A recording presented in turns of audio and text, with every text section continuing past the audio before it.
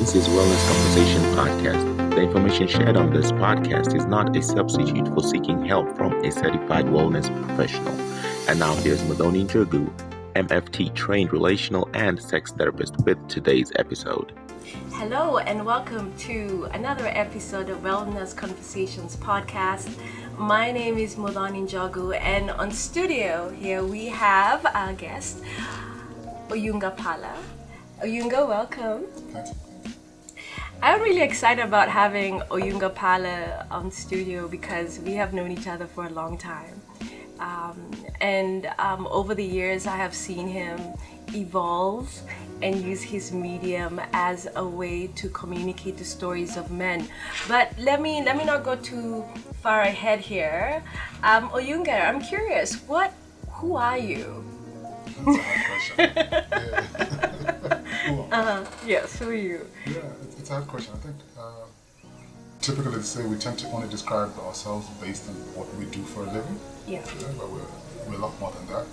So if we start with the obvious, which is I write for a living.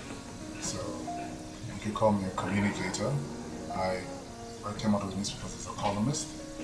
Now I do a lot more editing than writing. I'm currently the editor of an online platform known as theelephant.info, which has nothing to do with wildlife really. It's a political, social, blog, cultural, very sort of Pan-African lens. I'm also what we call an ecological justice, I suppose activist, which is a bit of a strong word, because I feel activists these days tend to be more professionals, but I'm very big on ecological justice, and at all levels, within urban spaces and in rural spaces as well. And then fundamentally what I think I was really born to do was basically to tell stories through all mediums. And lastly, I guess I'm just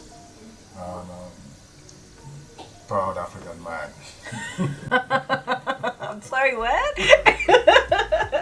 Okay, so what I'm hearing you say is that you are a storyteller and that you use the medium of words with what you're doing with the Pan-Africanist website. And you mentioned that website, right? Elephant.info. And then you also talked about being an ecological justice activist. Yeah. What does that mean? You see, when you talk about the environment, only look at the environment from the point of conservation, and it's usually around the narrative of climate change. So everybody's got to conserve the environment. What I am about is that I come from a construct where the same environment it undermines a whole bunch of people. The way the environment is trusted, especially in urban areas like Nairobi, the environment is trusted in such a way that it undermines a whole bunch of people. And most people are not quite clear about these disparities. And one of the most obvious things around Nairobi, if you're paying attention keenly, is systemic environmental apartheid. Right? So the typical example is just look at all the suburbs. It's full of greenery. Look at all the poor and working class areas. It's absence of greenery. It's like stark. When if we just stop talking about just the infrastructure, let's just look at the environment itself. And the result of this sort of very systemic environmental apartheid is it allows the perpetuation of certain oppressions for this large constituents of the city. And so what I try and do is bring awareness to this ecological systemic violences that occur in the different levels. You used a very strong word. You said ecological apartheid. Yeah. And when we think about apartheid, we're always thinking in the context of South Africa. Yeah. So how has this been for you? We said that you're actually bringing awareness to the spaces that we actually live in. How has that experience been for you? Well, I mean, once I realized that I actually grew up on the privileged side of Nairobi, which is where I took trees in my neighborhood for granted. The fact that I could climb up a tree and pluck fruit to complete granted. The fact that I just basically had shade and greenery and grass and a compound, I took it completely for granted. And it's not until you go to places like Kibera, you go to Mathare, you go to I guess Kangware proper, Kangemi, any of what we would call the shanty towns in Nairobi, is that they start saying systemically there's really this absence of greenery completely, and even when you find when you find trees, they're so privatized. There's no sense of commons. You know, the only really common space for what you'd say in Nairobi's masses is Uhuru Park. And just look at the way Uhuru Park is treated. Yes. The green spaces that are taken care of, like Karura, the Arboretum, the mass of people don't have access to it because there's a capital exchange there. You know? And It's transactional. Yeah, it's very transactional. Yeah. So yes. So when I started paying attention to this sort of this disparities, and then what the consequences of that is that when you start to see the sort of violences that are visited upon these kind of places, and you start to realize actually there's a connection here. It's not as though, why is it that there's an exaggeration of this sort of oppressions within this thing? It's easy to just say, oh, they're poor, but there's poor people all over the country. You know?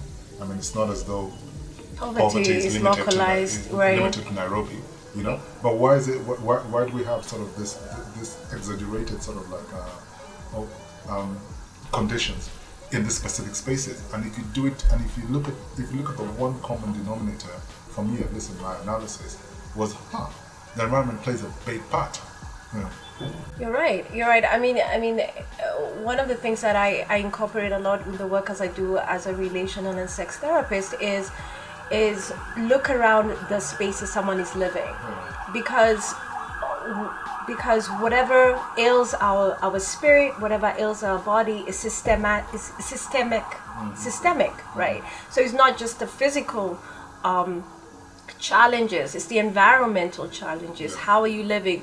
And the incorporation of nature has become very important in a lot of these treatment modules that we are seeing. Spend time outside, but if there's nothing to spend time outside to, it's incredibly problematic.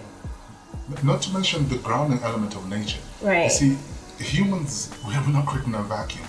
We are part of the earth system. Wilderness. Yeah.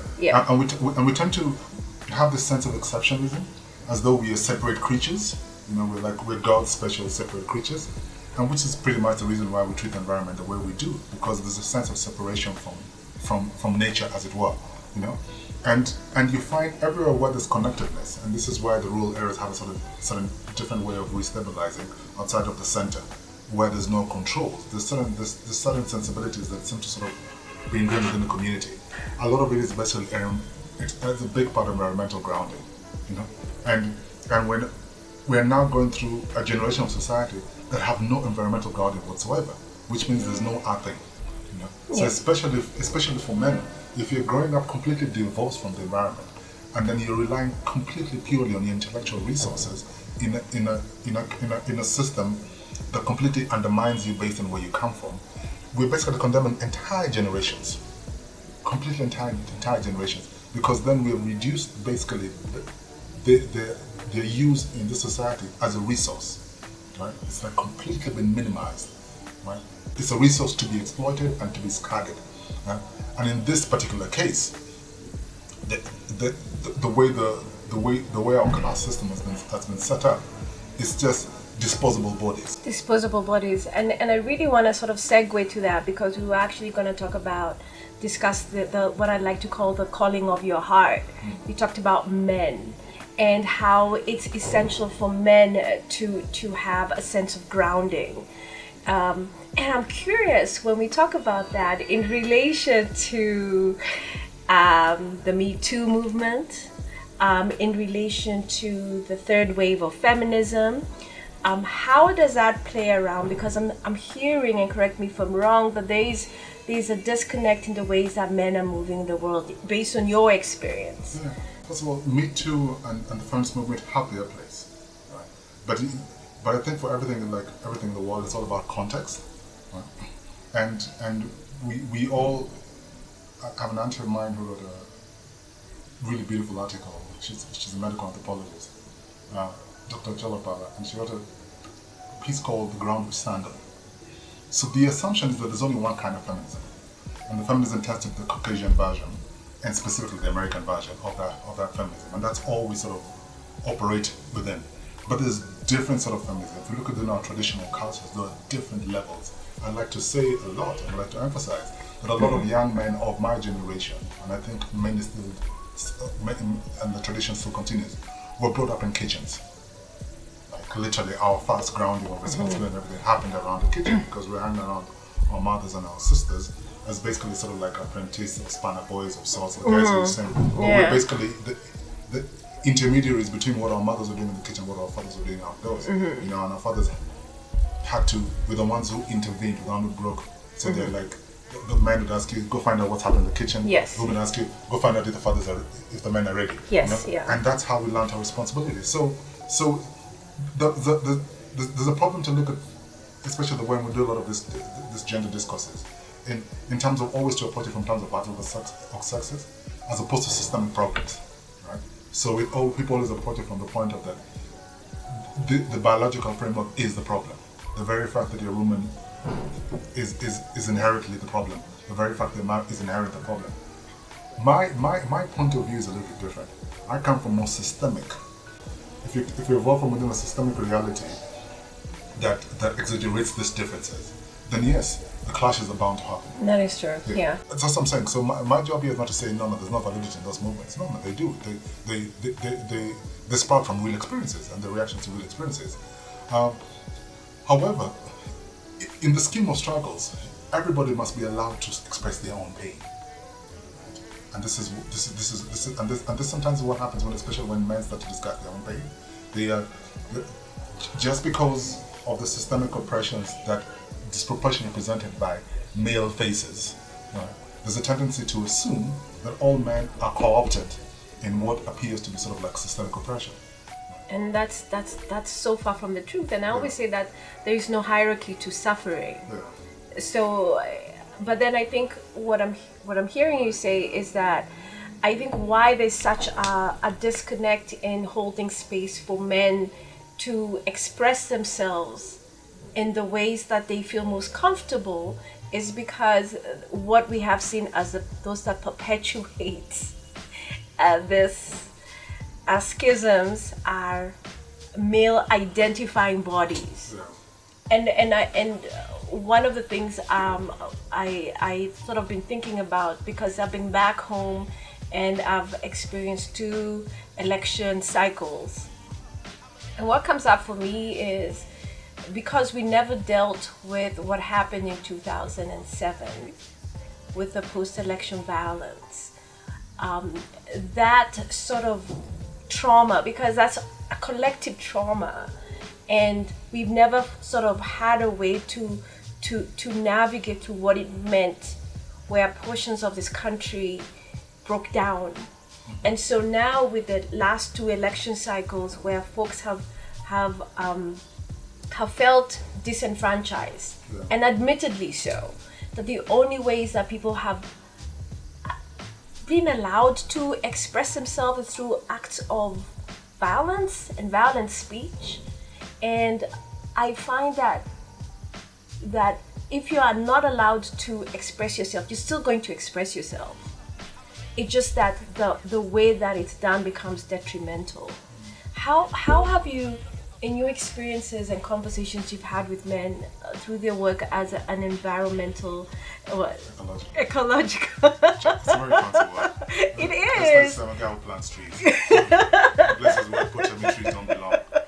Okay, so you work with planting trees, and I presume you work with men. Yeah, majorly. Naturally, men. Majorly. Yeah. How has that been for you in relation to when we talk about this big experience we've had as a nation the last 2 election cycles? I mean, just because as I like to say, I've been a guy all my life, you know? So I tend to, and I said in sort of a jest, but there's a lot of weight to what I'm saying. Is that you see, at no point would we ever question the woman's experience because it would just seem absurd. Yeah? But when a man sort of sometimes expresses his reality, it's like, but you can't know. But I'm like, I'm not living this body. I've been living this experience all my life, so I do understand it quite intimately and quite deeply. You know? And so what I found a lot is just because of our how socialization is voiced, you would find that men are basically just been co-opted into silence. I like that. Co-opted into silence. Different side. Just because it just gets pointless to talk about these things. Because you talk about it, you're either dismissed as being angry, or you've been dismissed as being entitled, or you're dismissed as just being ignorant. There's always some level of just like you don't get it. And there's a very sort of small sort of now bracket of men who are supposedly woke and get it. The rest of you just like get with the times. So there's that level. Then now you go into the realities of places, spaces like Nairobi, where you're born completely determined. It's a completely dual life experience. You know, just an accident of birth. You know, just be born, or as we say, the other side of Moy Avenue. Yes. Yeah. It's a completely living experience, and I had the rare fortune of being invited to Mathare and first as a witness to what was happening, because this is a conversation that erupted out of election violence. First of all, as a witness to just figure out what the hell is going on here. Why is this violence underreported? And then once you go beyond the usual reactions of like, oh, this is unfair, this is wrong, can't be this is the country, you start to now dig into the systemic issues. Then you start to completely understand why this is so natural, why places like Mathare only make the news when there's a massacre. And when I talk about a massacre, I'm talking about hundreds of bodies. Right? Bodies. And so when I started counting a whole generation that just is systematically extinguished as a result of just social profiling, I said, well, what are we going to do? And amongst a band of brothers, we sat down and tried to interrogate what the issues were. And one of the things that we realized that we had agency over was the environment. People could determine, I like to say we because now we at least feel like a part of a family, but people decided that, listen, what is the one thing that we control? What's the one thing that we have agency over? We might not be able to sort of change government, we might not be able to have the resources, but what is the one thing we can control? We can control our environment. The actual physical space. Yes. Because the physical space is part of the reason why people don't see us. Invisibility. Yes, it's part of the invisibility. That's why we think, that's why poverty and that sort of violence becomes normalized. Because it's just, you're not seeing. It's because the garbage becomes a metaphor of your entire lives. So the fact that you're basically just disposable, that's what you are for, you're garbage. And that's why you see environments that have complete garbage, and the garbage then becomes representation of the bodies that live within space. Of that ecosystem. Yeah, that ecosystem. So then the first thing was they said, like, listen, if we attack the garbage, then we start with the core principle, which Ken Sarawi would like to say, the man's first inherent right is the environment. You know, all creation story, the human being is placed on an environment. And that's it. So that's inherent. That's the first right. So we said let's attack it at that level. If we can get dignity, if people can have dignity at this space level, just that I am human, I'm living in a space because I belong and I deserve.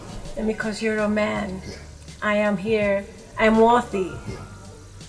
I'm worthy. So if you can, and then if now if as a group of young men, because I deal with that primarily my core group is people from about 16 to about 32 is the average age. Wow, that's a very powerful group of men, young men. So very young men, a lot of them young fathers. But the core group is that if the core group, and if you think about, and I use very sort of like African traditional systems of thought, if the core group operates, because the core group is an edge set, and if at that edge set, you're just basically useless to society if you don't have a job. In a society that doesn't give you room to actually be formally engaged, what then is your purpose as a man within a community spectrum? What is your job? It almost sounds like it's a rite of passage. Exactly. It's a rite of passage. So we approach it almost as a rite of passage. We say that you're the generation that's in charge of this environment. Because in any other tradition, that's who are the generation that then the age set that takes care of the land is from boys to young men. Yes. By the time you become elders, by the time you're in your 40s, it's not you closing the gates. It's not you worrying about whether fields have been plowed. It's not you. That's the generation. Now, in a place where there are no fields to plow, where there's no trade that's been inherited from the family. Yeah. You have to create something, but you have to create something purposely for the community, for others. And so once a man starts to understand that purpose of his life, then it expands his worldview in terms of like, I have my value. And you move away from the individuality of that I alone will succeed, and when I get $1 million, I'll come and save everybody. No, so it's two. It sounds like there are two things. Is number one is, first of all, there's the disruption of the narrative that folks are trash based on where they live, and then there is the reconfiguring, the reassessment and the reassigning of purpose. Yeah. And what did you say? That men require a purpose. Completely. And within and from within a communal essence, because ultimately it's always about the community, it's always about the group, it's always about the collective. The moment, part of what we must fight, and this is what our generation's greatest fight has been individual. And our generation, you're speaking about Literally. ours. And I'm not talking about generation, I'm talking about anybody who was born after 1965, I would say. 1965. Yeah, what would be called Generation X. Yes. Yeah. Yeah. So that would include us, maybe our older uncles and aunts. Yeah. So we talk about after independence. Yes, this entity called Kenya. Yes. Anybody who was born into this entity known as Kenya. And that includes even our leaders. Huh? Actually, you're right. Actually, a very big, significant number. So, and it explains why. So, because, Kenya, if you look at it historically, was a plantation. It was just basically a place for extraction. And it was all about individual landlords, Yes. just basically controlling all the might. And the way they did that was by breaking sort of like community strength into then barons, right? And then those barons then found legitimacy in the government, and now they're our leaders. Continuously perpetuating that. That same mindset. The difference is just it's different shades, but it's the same instinct. Yes. It's almost a cannibalistic instinct, where this is what it's graduated into now, because now it's completely soulless. And so what then as a result, in order then to sustain that level of greed, you need bodies to basically cannibalize. Disposable of black bodies, as they say. And now it's specifically disposability of black in this context, men, right? If you think about it. Yeah, think about it. So it's our little way of saying there's another way. There's different ways in which you can sort of engage, because ultimately it's just resistance. Because you either join a resistance or you become part of the group that's perpetuating this inequality that just has no basis other than just perpetual greed with no end, right? And so my tools that I had, and this now goes back to my background, is I understood the power of the environment. I knew what the environment had done for me. I knew what the essence of the village, why the greenery in a village completely changed the ecosystem within the village. I'd seen its power. And so when I came to the city, I started looking for I was trying to sort of mirror certain experiences, and I was wondering what I'm missing. And when I really broke it down, I realized, okay, there's a systemic environmental flaw here that is man-made. That is man-made. And it can be fixed. So do you consider yourself a male version of the Green Belt? Montgomery Mother is, of course, a huge inspiration. I mean, towering figure. But she, anybody who's doing this kind of work, there's no way you can do it. It's almost like I don't know, trying to do social activism without studying Mandela, or it's just virtually impossible. So what different versions of what she does, but the essence, which is just basically using the power of green as a tool for social change, is how we approach our work. It's interesting. When you talk about using the power of green to shift the narrative, and the narrative is mostly inward first. Yeah.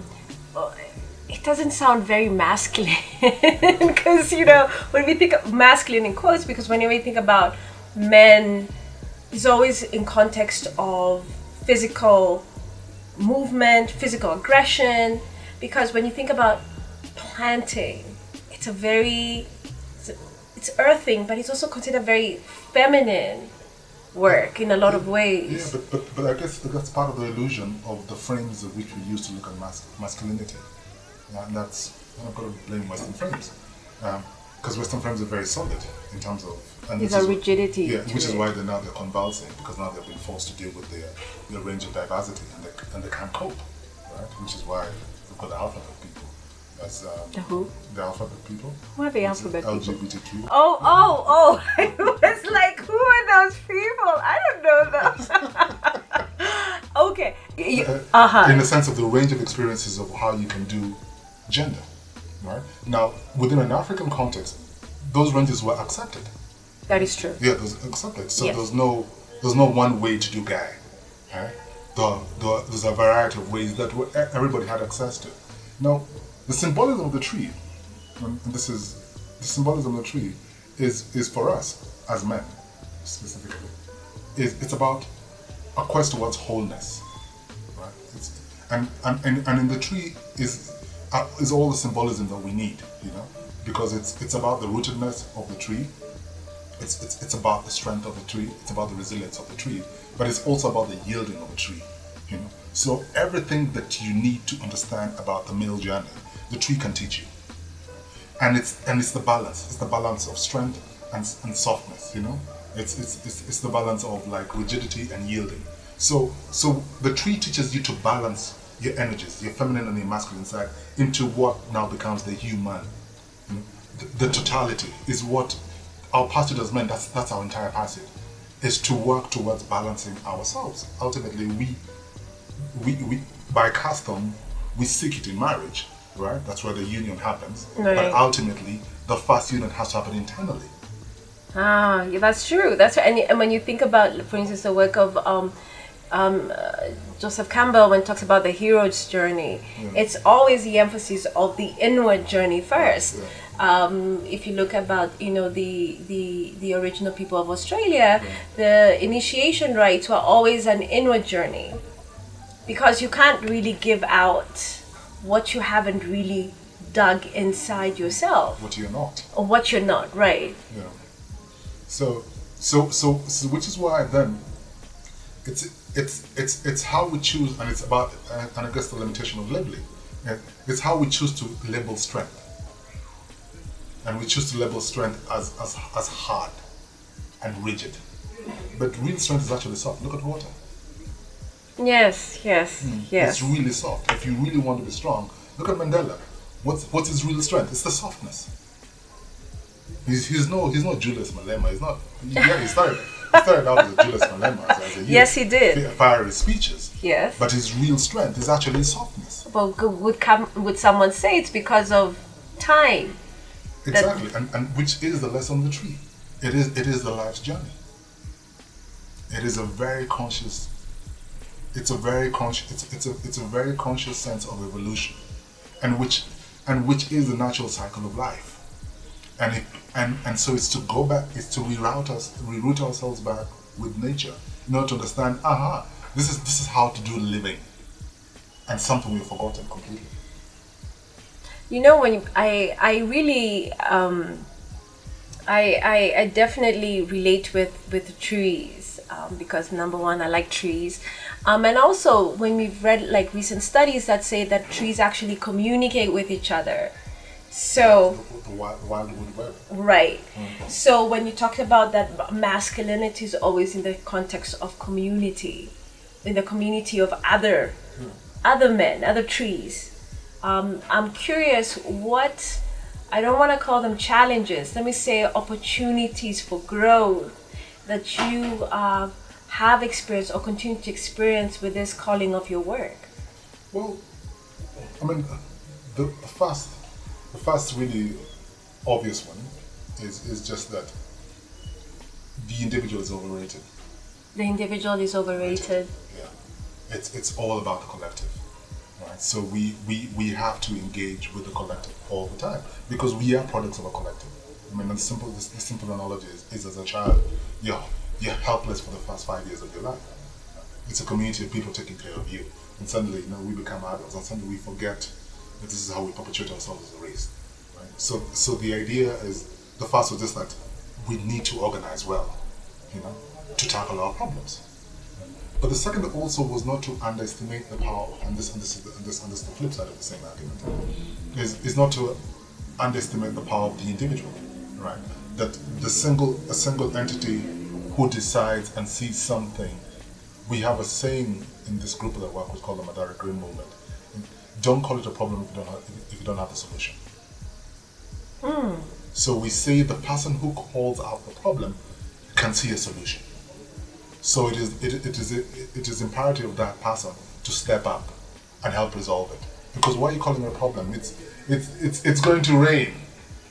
It becomes if you identify it as a problem, that means you have a solution in terms of shelter or in terms of ways to protect yourself from that sudden rain. Right? So what I'm hearing is identifying an issue and presenting opportunities to fix that. To fix it, resolve it. To resolve it, right. In whatever ways. But it becomes now just basically, it becomes life's work. That's what life is really about. It's about fixing human problems. This is what our real purpose is here, and this is the whole point of living. But human problems for the benefit of others. You see, that's the part right there, for the benefit of others. Yeah, for the benefit of others. And that's where I feel and I realize that this is not everybody's sense of an ideal. But I feel for me that's where real purpose resides. Right? Real purpose resides is when you start to find how your deeds benefit the collective. Right? Because ultimately, whether we acknowledge it or not, we are beneficiaries of other people's deeds. That is true. Yeah, that is true. So you could refuse to say to acknowledge the sun, but you're a beneficiary. You survive because of it. Because of the sun. You could decide, I don't pay attention. Your ignorance will do nothing in terms of its sense of grace. Right. Yeah. So what I'm hearing you also say is talking about that this work may not be, you may not necessarily be benefit from it in terms of it bearing fruit, so to speak, in your the work that you do with the men and also in your own individual, professional, personal lives, and you're okay with that. That's the whole intention. Or others, then it just becomes a project, and a project has a lifeline. And at the end of the project, we say, what are our goals? Did we succeed or not? We failed. Why did we fail? And it's problematized in a very small way. But if we approach it the same way we approach nurturing, is when you start to nurture a child, you don't stop. It's not project based. It's not by the time 18 this kid lives my house and they should be fine. I hope they followed all my rules. They're going to be successful. You're a parent all your life, right? You'll be 80. Your kid is 60. You're still a parent. That is true. Yeah. That is true. It doesn't stop. And so if we approach sort of community work like this, then it just becomes perpetual engagement, right? Perpetual engagement. It's continuous perpetual engagement, because the nature of problems is that we believe that problems just get bigger and better. Yeah. They never go away. Could this be considered one of the obstacles when it comes to the community/human rights scene in this country, where there's some level of stagnation? I would say more the NGO scene. The NGO scene. Yeah. Okay. Yeah, more the NGO scene, because it's been commodified.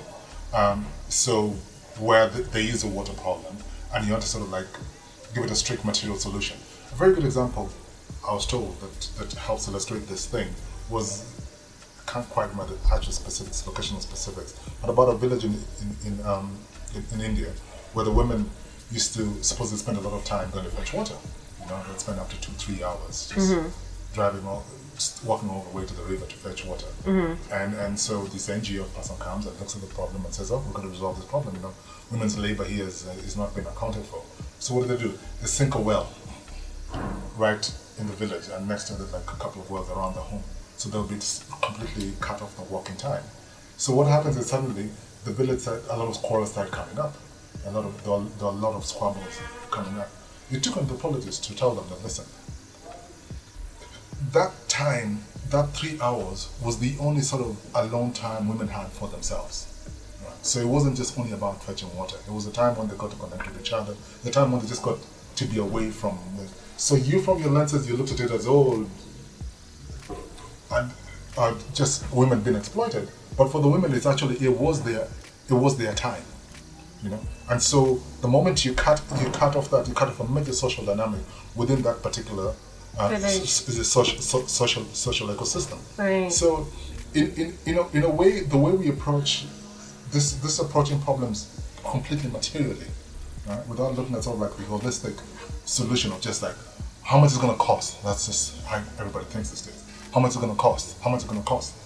We need to plant 1 billion trees. How much is it going to cost? And that's all that people look at. Is the reason is that money runs out. Then what? And this is why you have a lot of this sort of stalling of projects. Money runs out, which is why then we've run out of now even self-reliance, because there's no money. Because that's all people. Because that's sort of dependency that we sort of force an entire population. But before, but if you look at alternative systems, is that people always found balance. Right? They always worked towards finding balance because they understood that life was more than just material. Life was actually holistic, Yeah. And which then goes to my last question for you, and this has been so interesting. I hope we can do this again. Is what does wellness look to you now when you look at your life comprehensively, with the work you do, with the writing, with working with the men? What does wellness look to you if you look at those particular lenses? I think it's a principle, a philosophy that we use at Mathare Green Movement. We call it the three-legged stool. If you look at an African stool compared to, say, a Caucasian stool, a Western stool, a Caucasian stool is a block of wood on the top and 4 legs attached to the bottom. Yes. Right? Yeah. These separate pieces, so in total 5 different pieces. And a traditional African stool is a block of wood that's sculpted, right, from the same form. So you get a block of wood that's sculpted in the same form. Then it has a base where we sit on, Yeah. and 3 legs. Yeah. Right? And it's the same principle we use for 3 stones. Yes. Right. The cooking. Yeah, the cooking. Right. And for me, that's what has become my core principle that I follow. And I say it's to use the phrase the Trinity, which becomes the physical, the mental, and the spiritual. And for me, that wellness is a balance in all 3 fronts, in and out. Right. So when as a man you're spiritually grounded, you're intellectually at ease with your view of the world, right? And you're physically able, then you're well. You're right. Yeah. You're right. Wow. Yeah, how you doing? I'm well. That's how we see wellness. It's the balance of all 3. At a spiritual level, I'm not in anguish. I'm very clear about where I stand in the context of the metaphysical, in terms of the things that I cannot really mentally.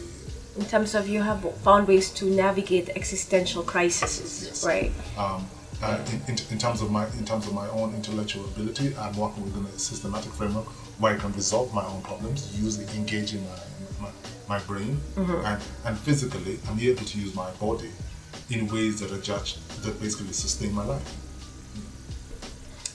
I'm curious, especially when you talked about the last part about using the body to engage. In I don't know whether to call it a program, a community-based organization, a band of brothers. I'm like, I don't know what word to describe it. Is there conversations about inviting younger boys to participate? The way we do it is we understand the power of example. So in a place where, for example, crime is to some degree glamorized, because really are the toughest guys, the coolest guys, some of the guys that seem to sort of have the edge. Yes. In the sense of spark. It's It's always the outlaws. But so when you find a couple of guys, supposedly cool guys, just digging, planting trees, tending, trying to make places beautiful, and they're like supposed to be like the cool macho guys. What we have found is that men lead examples. Men are always mirroring against each other. So the kids naturally just come. It's just a power of example. That's how you grow. And so once you the way to engage them is just to do, and people will follow, right? So we find that a lot of our activities become very communal. This kid just show up. Somebody has a piece of the wheelbarrow, somebody's doing something. They always just show up because they're friendly spaces, and so they very inherently understand when you're doing good. Yes. And they just basically attracted to it. So it's just the power of example. And which is basically part of the problem with a lot of us there. We just don't have enough solid examples. Like when you ask what are the role models for men, and people always reach out so far, but your role model is usually the guy right next to you, the shopkeeper who consistently shows up. The watchman who consistently, they're right there next to you. But we tend to look very far. So what we're trying to do is just basically bring back the sense of role model right in the center. So we move away from this sense of looking out yonder for Obamas. Yet the people you really need are right next to you. I'm listening to you and I'm just thinking, one of the great examples I have outside my family of origin, my father, my uncles, my brothers, is the gentleman who helps us with our chicken at home. He is the most consistent person. He's incredible. He's short, so he doesn't have the stature that we have about powerful men. He's a short man in his late 40s, and he has a wife and he has 2 children, and every single day he shows up for himself through the work that he does, for his family. And for me, I think this is an amazing role model for me, even as not just as someone who's in the same household, but even as a woman. So when people say that all men are trash, and I'm like, but I know somebody who is always showing up. And what I'm hearing you say is, this is an avenue of disrupting the narrative that all men are trash. Exactly, because these guys just show up consistently. Yes. And if there's little boys sitting around there, they actually don't have choice. They have choice. They have choice, Yes. which is something people don't understand, that you've got to give young men, and you've got to give children in general. You've got to give them choices. They've got, because they observe, they're like, wow, there's different ways of navigating this life. So they have choice. Because it's not as though you're gonna eradicate the conditions within a place like that, because they are what they are. Their social conditions, but within it, you can start disrupting in very real ways, and it's just a bunch of guys doing what would be considered volunteerism, because it's work with no pay. It's work that has no ownership. It's not as though when you clean up a place it becomes your land. No, they're basically. You can imagine how radical it is to try and create commons in a place like that. Now that's what I'm thinking. It's not your land. Yeah. You will not derive any sort of monetary gain. There is nothing. It belongs to all of us. While time is running out here, I just want to ask, because I know we just briefly touched on this, because this is what's happening in our continent. I presume you've heard about what's happening in South Africa right now. Yeah. And as you were speaking, I was just imagining, can you imagine, like, if there were ways that the brothers in South Africa would see themselves that they have choice? Because I think the power is knowing you have choice. Yeah. You're not where you come from. Where you say where you start is not necessarily where you end. Yeah. South African issue is really complex, and like all things, you just got to go back to history. It's so easy for us to especially from the outside, to just fall for the easy optics of like, oh, just a bunch of ignorant guys killing the African brothers. And it's so easy to do that, but we have no grasp whatsoever of the systemic trauma that society is dealing with. And when it erupts in this ways, it's just basically it's pressure, just finding a vent. Finding a vent. Yeah. And these are the consequences of and it's throughout history it happens, you know, and this is just what it is, and it's happening all around the world. When you think about it, it's happening in America, it's happening in Europe, you know. Of course, it just gets exaggerated because it's black and black, and it's just something we can't deal with. Yeah. We just, it confuses, and we give it lots of labels like xenophobia. We give it a whole bunch of different levels.